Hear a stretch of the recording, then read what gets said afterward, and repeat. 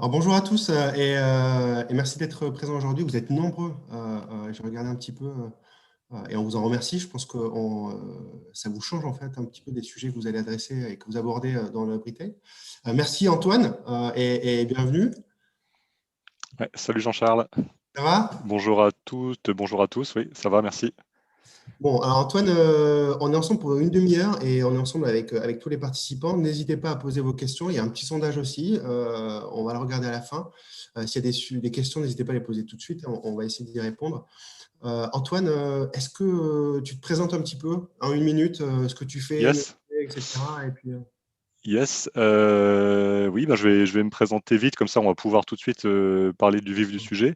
Donc moi je suis digital officer chez Nocibé, Nocibé Groupe Douglas depuis 2 ans et demi. Donc concernant mes fonctions, c'est le e-com et l'app pour tout ce qui concerne en fait le business et le parcours client. Donc avec une belle équipe pour faire tout ça. Je suis, on va dire, copropriétaire, co-owner en fait d'une roadmap qui vise à développer les services omnicanaux au niveau du business. Et j'ai aussi en fait un pôle qui s'occupe plus particulièrement de tout ce qui est data digital. Voilà. Et donc je suis ravi de participer à cette masterclass. C'est un exercice un peu particulier parce que du coup on voit personne, donc tout est à distance et c'est très très virtuel. Antoine, alors moi je suis ravi de t'avoir avec nous aujourd'hui. Ça fait à peu près un an qu'on travaille ensemble. Chez Smile, on fait du conseil, de l'intégration de solutions, mais aussi beaucoup d'apps mobiles par l'intermédiaire de NeoPixel, qui est une entité spécialisée dans le mobile depuis 10 ans chez Smile. Je suis ravi de t'avoir parce qu'on va parler évidemment de réalité augmentée, on va parler de virtual try-on, mais en fait, ça a été un levier d'acquisition, mais finalement, l'application tourne aussi autour d'autres leviers qui vont créer des passerelles omnicanales. Et je pense que c'est tout le sujet en fait de l'application de CB et de son succès. Et c'est aussi ça qu'il faut regarder autour de cette présentation-là. Et donc, je suis ravi parce que ça change vraiment et des sujets qu'on aborde en général. Alors Ouais. moi, j'ai juste peut-être quelques datas, une minute pour se dire, ça veut dire quoi en plus, en fait, l'application mobile. En fait, on se rend compte que c'est le premier canal d'utilisation de web, et donc du coup, c'est critique, l'application mobile. Et donc, il faut se le dire, sur tous les tranches d'âge. Et donc, on va le voir, en plus, la tranche d'âge, elle est plutôt 40 ans et plus, il me semble. Donc, c'est toujours aussi pertinent. Et puis un autre point important, c'est que finalement, on se rend compte que la durée de vie d'une apps mobile, c'est pas grand-chose. Et du coup, ça tourne beaucoup autour des mêmes apps mobiles. Et le succès d'une apps mobile, ça tient à autre chose que du gadget, etc. Et on va le voir. Et donc, il faut prendre ça aussi en compte. Donc, il y a beaucoup de trafic, beaucoup d'utilisateurs. Pourtant, ce n'est pas toujours un succès. Et en fait, un des points importants, c'est qu'elle est surtout désinstallée parce qu'elle n'est jamais vraiment utilisée. Voilà. Et ça tient à l'expérience que vous apportez sur une application mobile.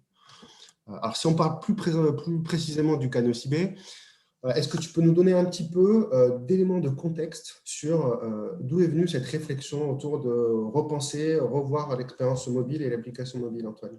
Oui, tout à fait.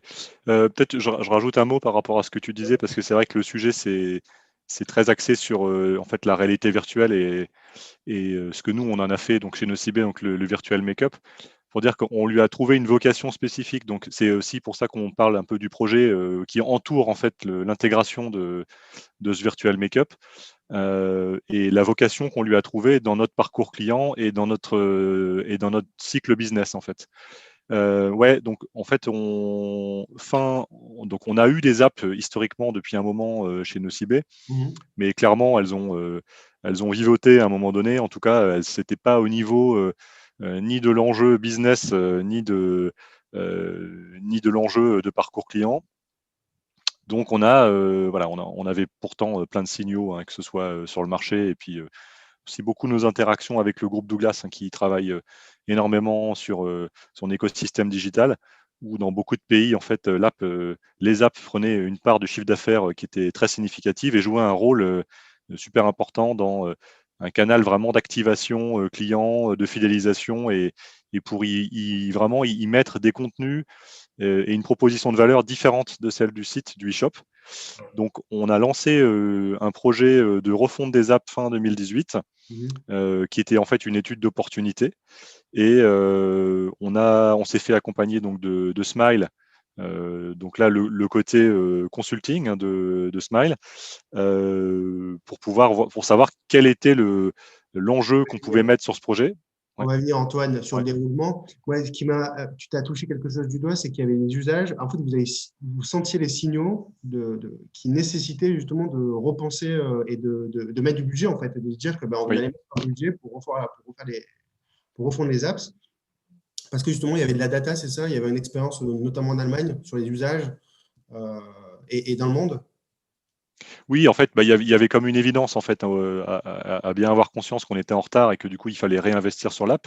Ouais. Et après, on s'est focalisé effectivement parce que voilà, sur les apps, il y a des contextes très très différents, très variés. On s'est focalisé sur les expériences les plus proches de nous, donc celles qu'on a dans le groupe, hein, donc travailler sur les mêmes produits avec à peu près les mêmes clients.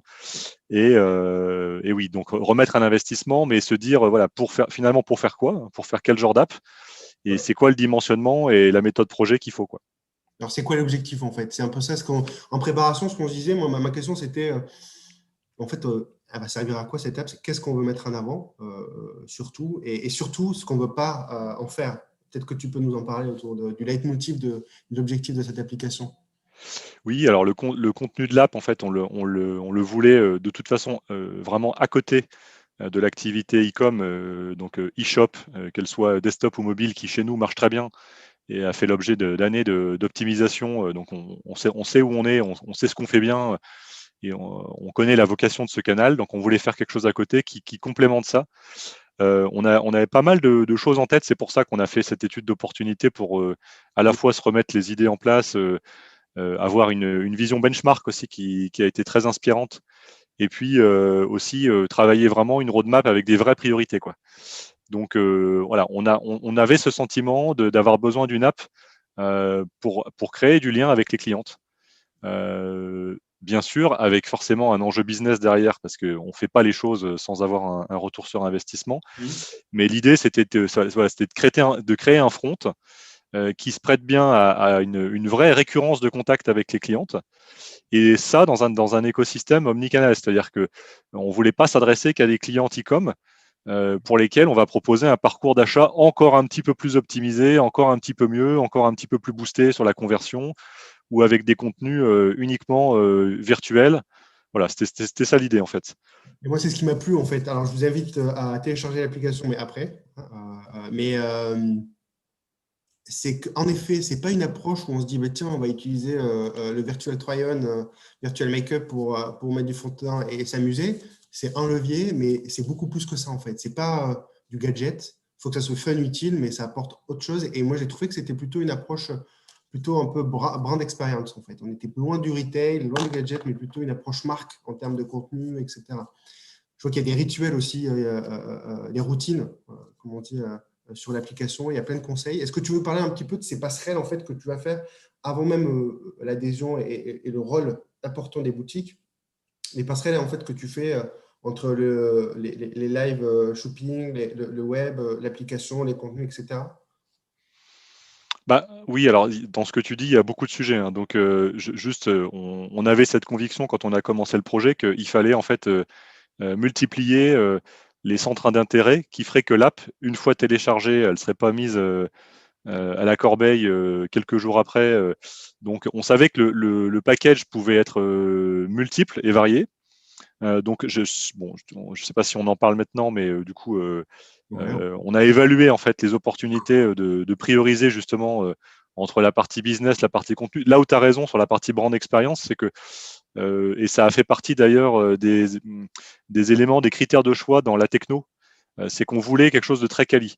C'est-à-dire on s'est dit sur la partie expérience, donc le look and feel de l'app, la qualité des animations et de l'expérience, il nous faut un truc quali, ce qui par ailleurs du coup nous a incité à faire des apps natives pour la plateforme Android et la plateforme iOS.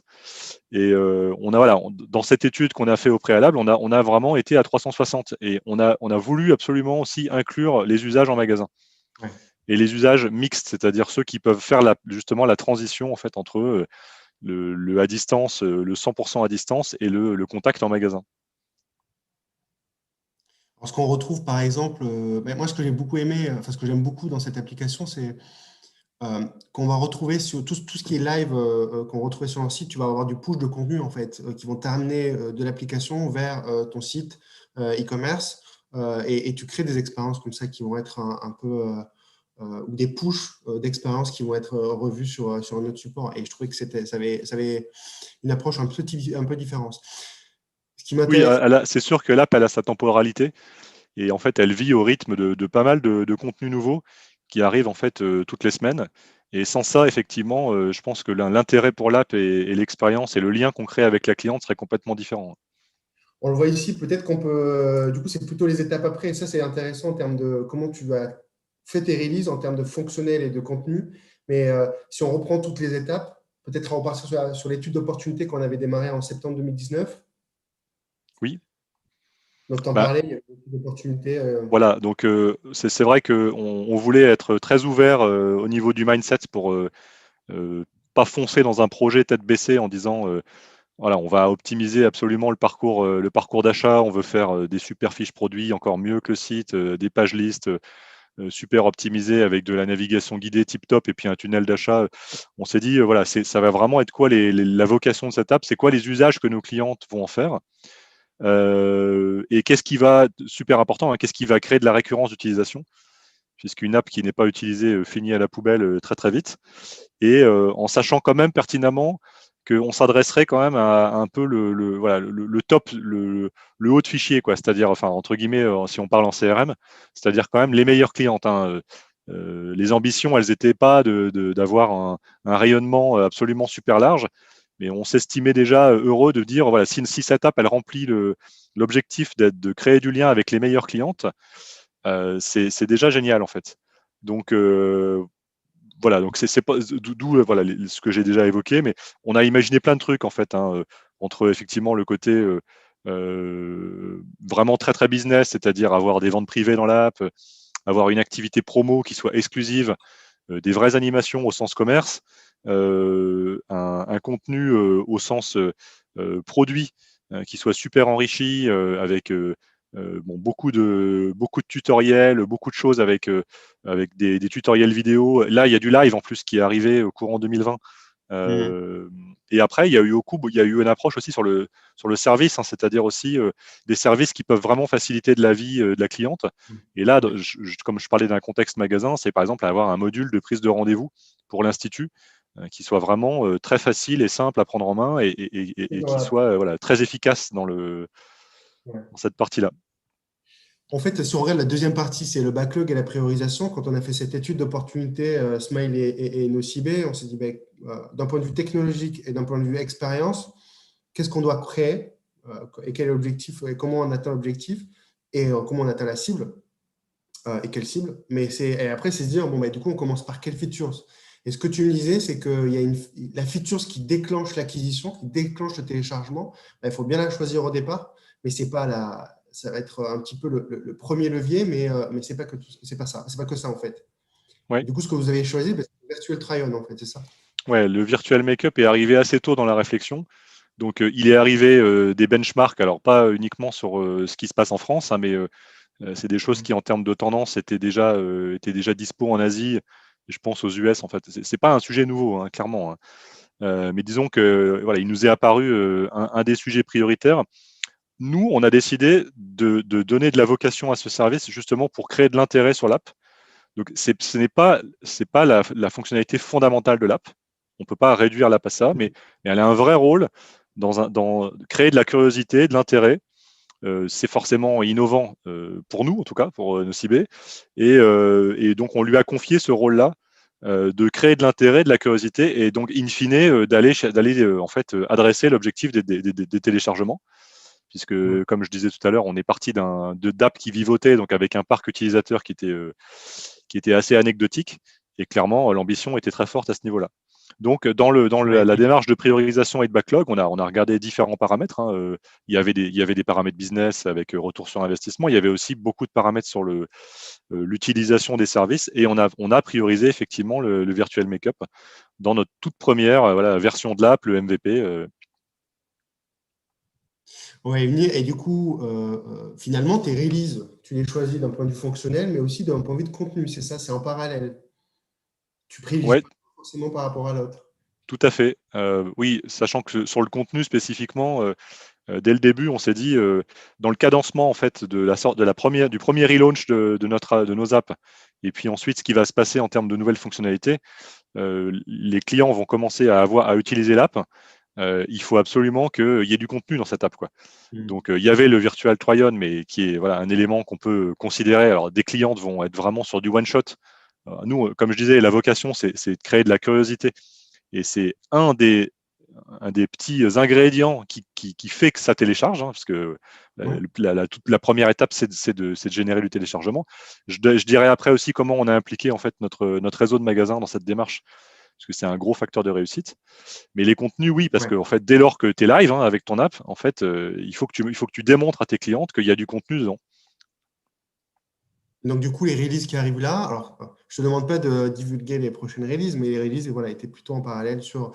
En fait, ce que tu dis, c'est que finalement, c'est super de faire du fonctionnel et rajouter des choses, des services, mais il y a aussi ce contenu qui était nécessaire pour faire Oui, revenir et pour fidéliser en fait ces clients acquis par les nombreux canaux qui ne sont pas du coup seulement le store Apple, mais aussi un canal magasin qui crée de l'acquisition. On va y venir et tu as raison.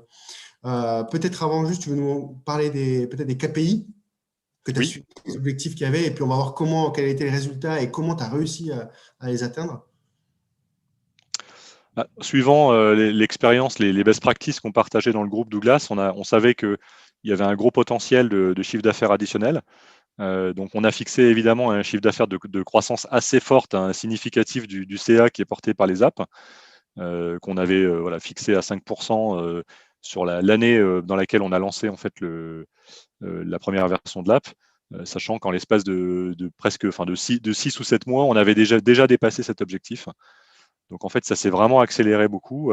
Les autres KPI importants, c'est effectivement pour recharger en fait le parc utilisateur. On a beaucoup insisté sur le téléchargement. On a d'autres indicateurs aussi qui ne sont pas indiqués là, mais une des cibles, hein, qui nous intéresse plus particulièrement, c'est une cible, comme je disais tout à l'heure, des très bonnes clientes. Et Mm. elles ont ce profil âge, hein, donc qui est aux alentours des 40 ans, on va dire, grosso modo. Et nous, étant un retailer avec encore une très grosse empreinte magasin, elles sont encore beaucoup magasins, parfois exclusives magasins. Elles commencent à être de plus en plus mixtes, bien sûr. Mais ces clientes-là, voilà, il fallait aussi trouver des indicateurs, donc sur par exemple le taux de pénétration sur ces clientes-là en parcours omnicanal, très important, et notamment l'utilisation du click and collect. Ok, ok. Et ça, c'est un point Ouais, important.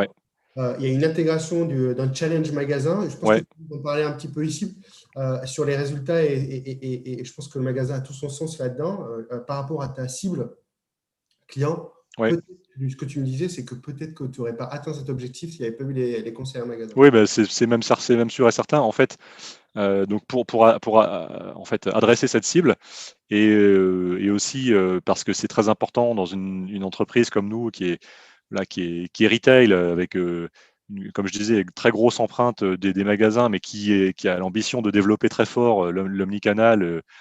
On a vraiment besoin de la contribution active du réseau, ceux qui le font d'ailleurs, hein, mais là, on avait l'occasion de les embarquer dans un truc qui est nouveau, sympa, assez fun. Ouais. Et donc, c'est de mettre des challenges en fait dans les magasins qui concernent les conseillères de beauté pour qu'elles nous aident en fait à faire grossir le parc, et qu'elles puissent elles-mêmes se challenger avec donc des incentives. Donc là, c'est un programme d'incentive au niveau commerce, donc avec un système qui permet de traquer la génération des downloads. Et c'est même un programme qui a été lancé au niveau Europe, donc qui a permis aussi de créer de l'émulation et du challenge entre les pays en fait. Puisque voilà, c'est encore une fois, c'est quelque chose de nouveau, et on voulait que ce soit fun et qu'il y ait un vrai challenge pour les magasins. Alors, plus précisément, vous aviez un QR code par magasin, c'est ça? Les Ouais, tout à conseillers fait. amenaient les clientes à télécharger l'application via ce QR code pour Ouais, qu'ils montent le challenge, oui. c'est ça? Et elle leur disait, c'est quoi? L'approche était plus virtual try-on, conseil beauté, c'était quoi En le, fait, on leur a donné voilà, le des style? conseils pour bien faire l'accompagnement des clientes, mais c'est très global, c'est-à-dire qu'on leur dit tout ce que contient l'app. Donc, il y a tous les contenus dont je vous ai parlé. Il y a par contre le Virtual Try-On, le Virtual Makeup, il joue un rôle clé parce qu'il permet d'avoir une clé d'entrée et d'aller en fait, voilà, comme je l'ai dit précédemment, de chatouiller la curiosité de la cliente et d'avoir ce petit gimmick, en fait, ce petit truc qui dit et en plus, il y a ce service-là, testez-le, faites-nous un retour, dites-nous ce que vous en pensez. Et là, on crée vraiment une interaction du coup qui permet d'avoir en fait, c'est là qu'on reproduit en fait vraiment cette proximité qu'on a avec le client et aussi le besoin de leur dire bah, testez ce service, dites-nous ce que vous en pensez. Et tout ça crée voilà, un prétexte, un gimmick qui leur facilite beaucoup la tâche dans le discours et dans l'efficacité du challenge. Donc, du coup, bon, les résultats ils sont significatifs hein, en 2020. Ce qu'on se disait, c'est alors sans dévoiler les chiffres, ce que tu me disais, c'est qu'on a une croissance importante, significative sur les e-commerce globalement, mais Ouais. on a aussi une croissance très très forte du mobile qui finalement rattrape ses objectifs malgré la croissance globale. Ouais, tout à fait. Donc, c'était un vrai succès. Ouais, c'est un vrai succès. Bah, en fait, les objectifs ont pratiquement tout le temps été dépassés.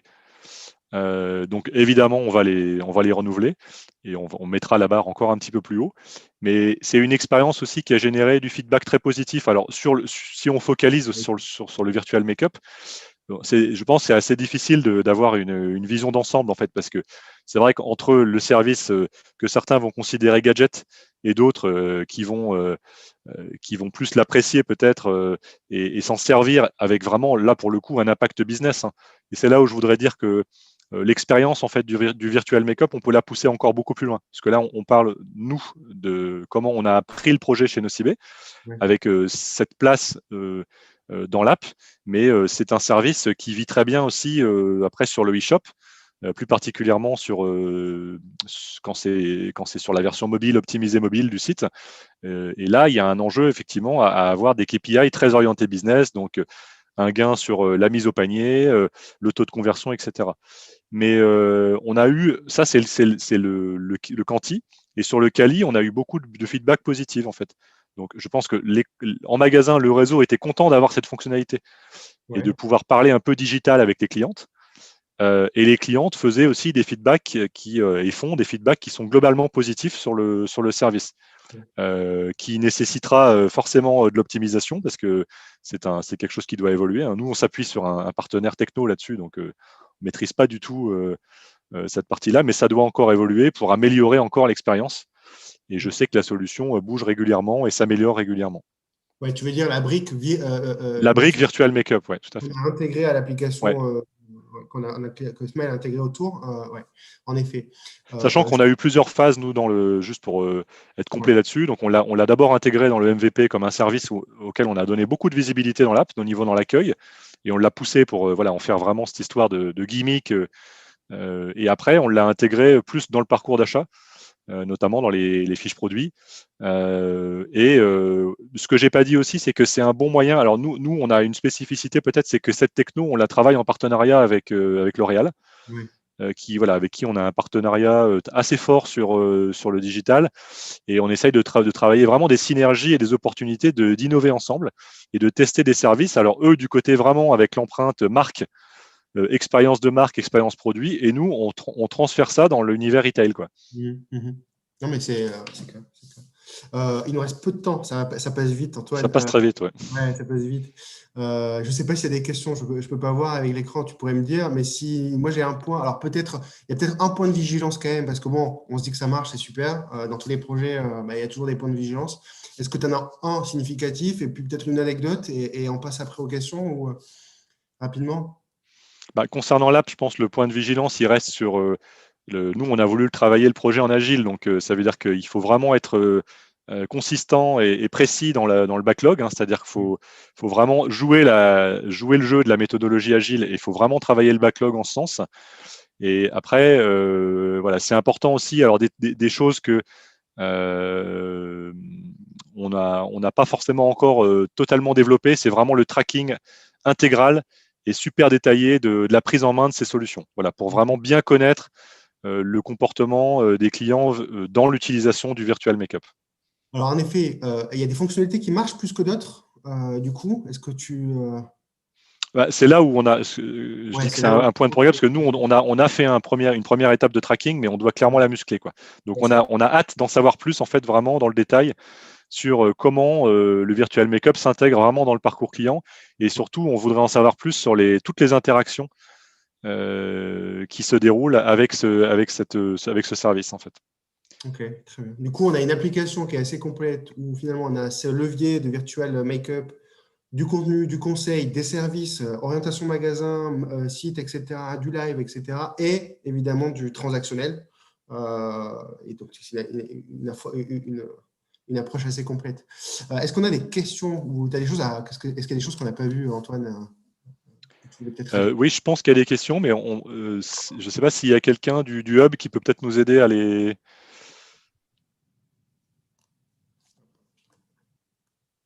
les prendre dans l'ordre.